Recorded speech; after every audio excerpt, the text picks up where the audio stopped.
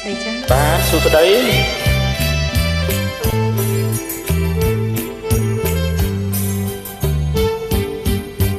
អូអ្នកគ្រូពេទ្យអើយមានតែអ្នកគ្រូហើយជួយសង្គ្រោះជីវិតខ្ញុំឲ្យបានស្បើយផុតពីគ្រោះថ្នាក់ធំ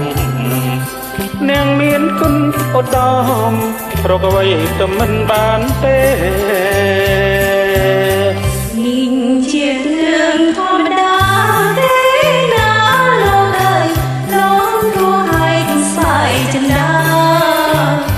បានគុណត្រឹមទេណាលោកណាអូនស្មានថាជាព្រមខ្ញុំអីតែអ្នកនាងវាចានេះពិតចេញពីដួងហារតីតំពោអ្នកនាងជួយឲ្យខ្ញុំជាព្រមទាំងថ្នាំពេទ្យទៀតផងណាខ្លីទៅខ្ញុំស្បើយហើយពីរោគពីខ្ញុំសូមលាសិនហើយអូអ្នកគ្រូពេទ្យអើយកុំអាលអញ្ជើញទៅណាយ៉ាងមិនដែរបើមានអ្នកគ្រូពេទ្យទេខ្ញុំនេះប្រកាសជាគឺវិញទៀតហើយ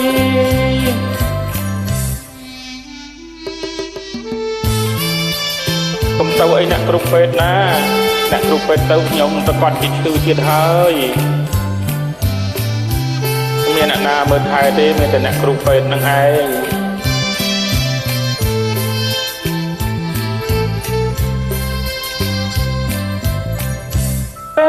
តែអ្នកនាងវាចានឹងពិតចេញពីដួងហារតី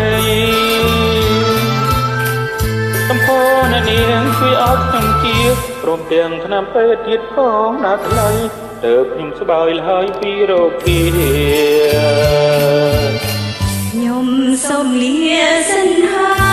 យអូអ្នកគ្រូពេទ្យអើយកុំអាលអញ្ជើញទៅណាយ៉ាងមិនដែរបើមានអ្នកគ្រូពេទ្យទេខ្ញុំនេះប្រកាសជាឈឺវិញទៀតហើយ